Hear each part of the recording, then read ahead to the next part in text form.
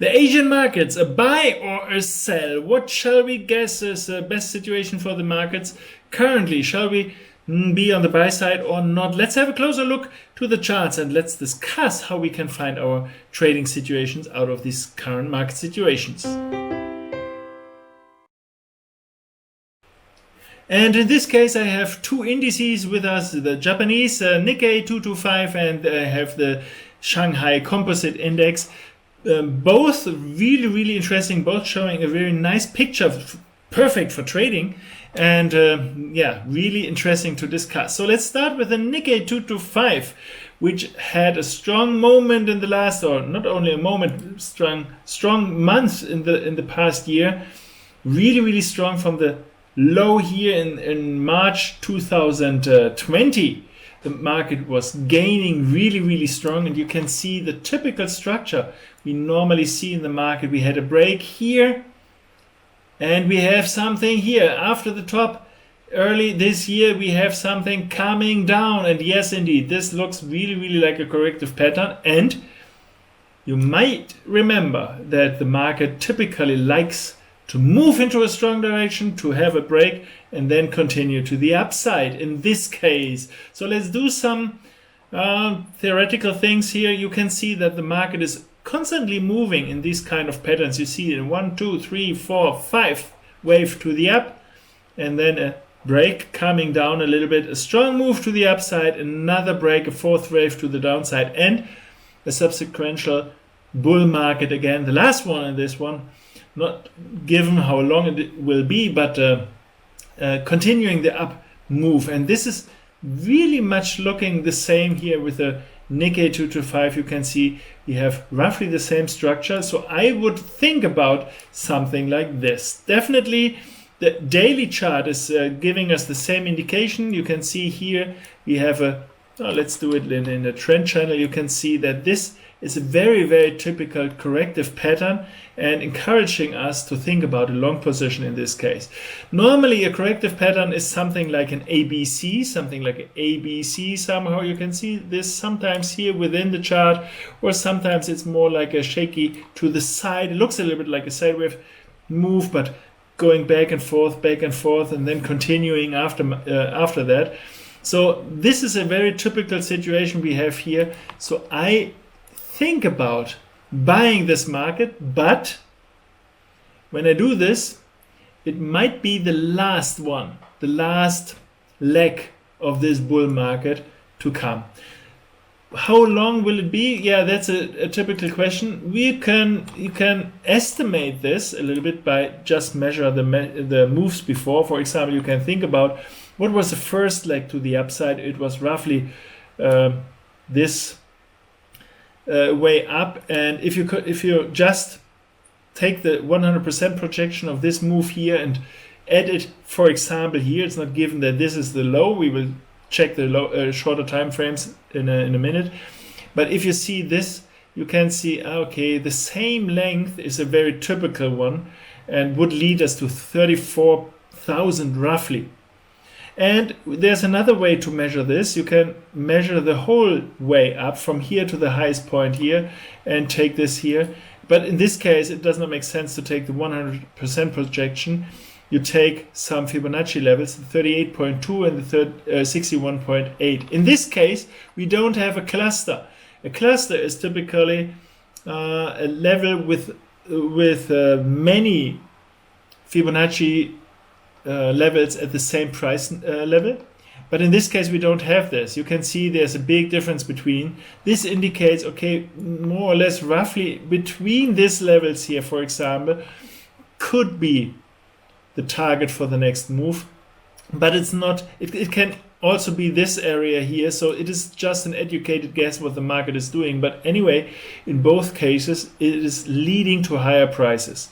We can, of course, also use some Fibonacci extensions here, and this is giving us at least a little bit of a cluster. You can see in this case, this is a really nice level fitting together really perfectly. So this is giving us an idea where the next target can be, and we can try to find this out maybe sometimes you can see if you do the other measurements, you can see, okay, we've passed this level already, we've passed this level, and we have later on something here, this higher levels, 36,000 plus also. But whatever you take in this case, we have a good chance that when the market is continuing, we will at least see something around 33,000 or maybe even higher in this case. But let's stick with being cautious a little bit, not overestimating the power of the market. But this level should be really in range of what can happen from a normal, typical chart technical behavior. But shall we buy now? Because it sounds good. We can have 3,000 points. Nearly 5,000 points here minimum, maybe even more if we buy now. Yes, that's true. But on the other side, if you see the 4-hourly chart, you can see that this movement here, this is the same corrective pattern that we've mentioned here before. But you can see that here on the lower time frame, the market currently is strong to the downside and weak to the upside. So currently, this is not really encouraging me for buying something. To encourage me to buy something, I need something strong and something weak to the other side. Then it's really typical that the market will continue. And if this is leading us to break through higher levels here, then it's a perfect thing to buy roughly at that point here and not waiting for this break here. However, currently the market is not really pushing to the upside. This is really a weak indication. So I would prefer the market to come a little bit lower, which would still easily fill into the falling trend channel. And after this, we can buy this market. Maybe at that point, maybe we can buy around that point, or we can buy if the market is showing us a similar pattern situation on a lower time frame, like you could see here, for example, ABC to the downside and a continuation. We see this several times here in the chart before. We've seen this so many times, so why not here in this case as well? So you can see currently I would not recommend to buy the Nikkei. I think it's really dangerous because this is giving us a sign of weakness. I think it's better to wait for the next low. Of course, if you're an intraday trader, you can sell short the market for a while.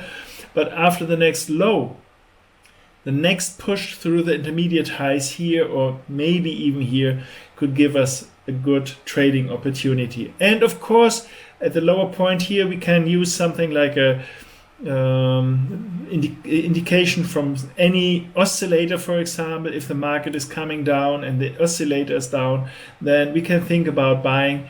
As we could see here, for example, at the highs and the lows. This is only an additional information. Please don't overestimate the quality of any oscillator. This is a self-produced one, but you can also use something like stochastic or like the RSI or the momentum indicator.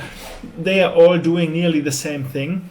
They can help you, but it's only an indication. It's not a proof that the market will turn at that point. But if you see that the market is reaching some kind of support here, for example, the trend channel, maybe something like a Fibonacci extension, whatever it is, maybe you have some levels at the same high. Maybe, for example, just an idea, the market is reaching this so that you have at least 2 levels here or even more at the same price level, and the indication from the indicator is also turning here, then you might dare to enter the market at a very low price. But this is another trading idea we can talk or discuss in another video.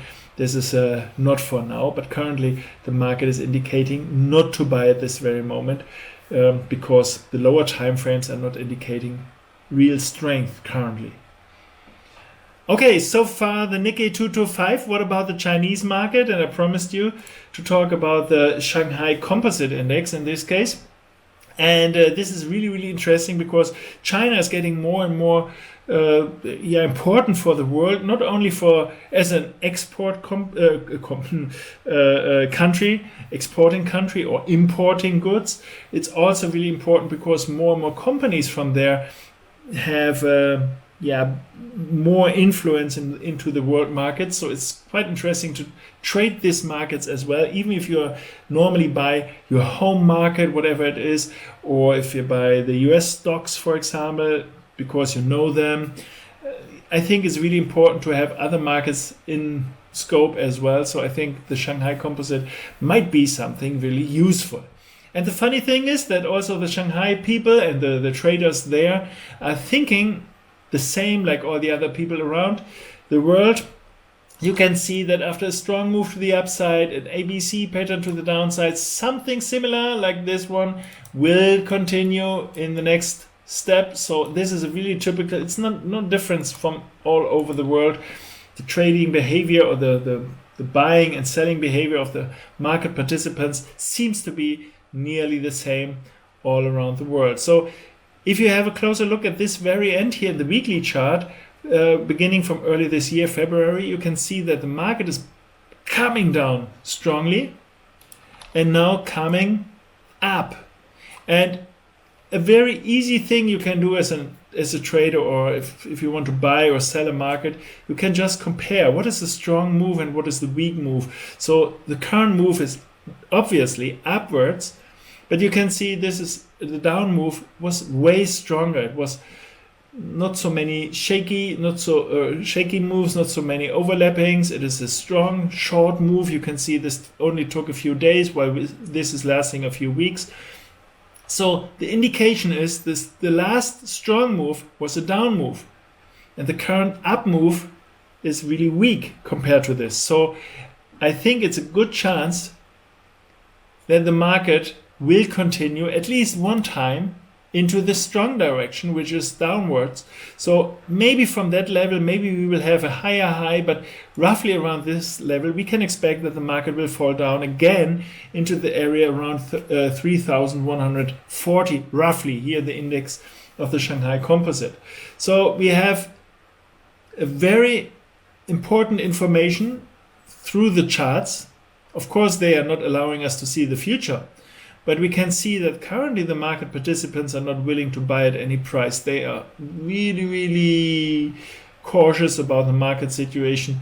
And this is giving us an opportunity whenever the market has some bad impact, maybe bad news, maybe bad fundamental information or data, that the market will continue to the downside and then will come into the typical target areas. Target areas are roughly between 38% and 61.8% roughly. These Fibonacci levels, they are very typical for setbacks.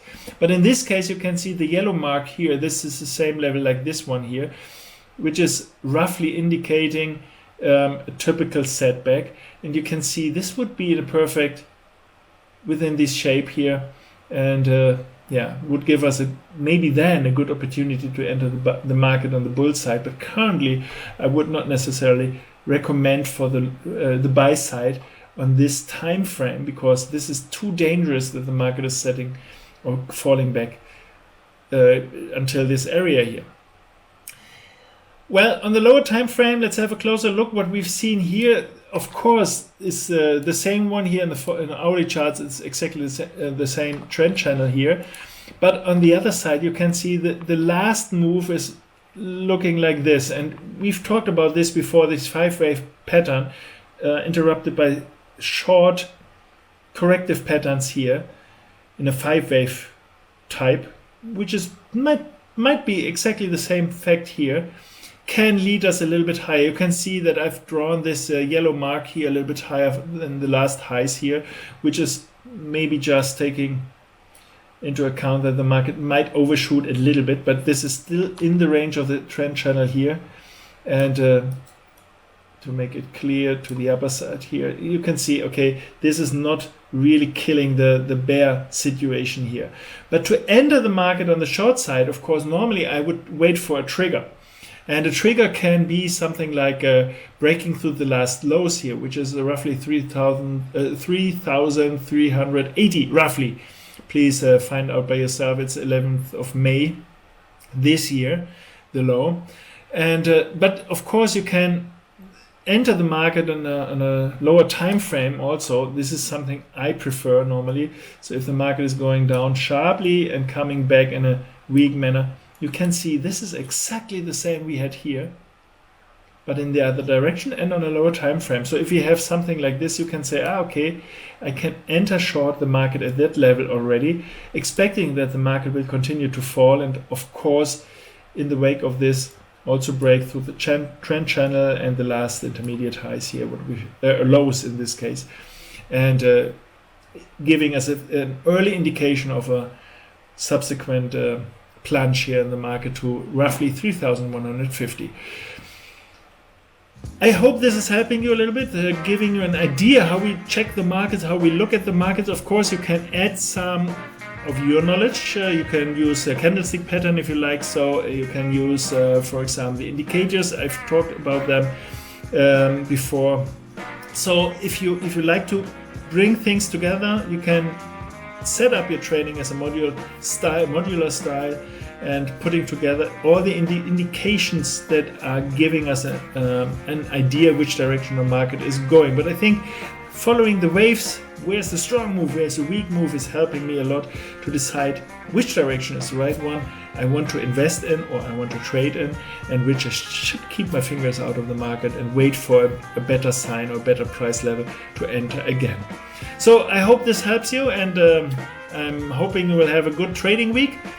Crossing my fingers for you. If you like, you can send me your opinion about the markets. What is your expectation for example, end of the week? Maybe we can compare what you expect the market will do in the next few hours or days. Write it down in the comments. You can wish whatever you like, and hopefully you give me a thumbs up. This will encourage me to give more and more information away, and giving you more videos on this channel. So please don't forget to subscribe. Have a good time. Seeing you soon. Bye bye.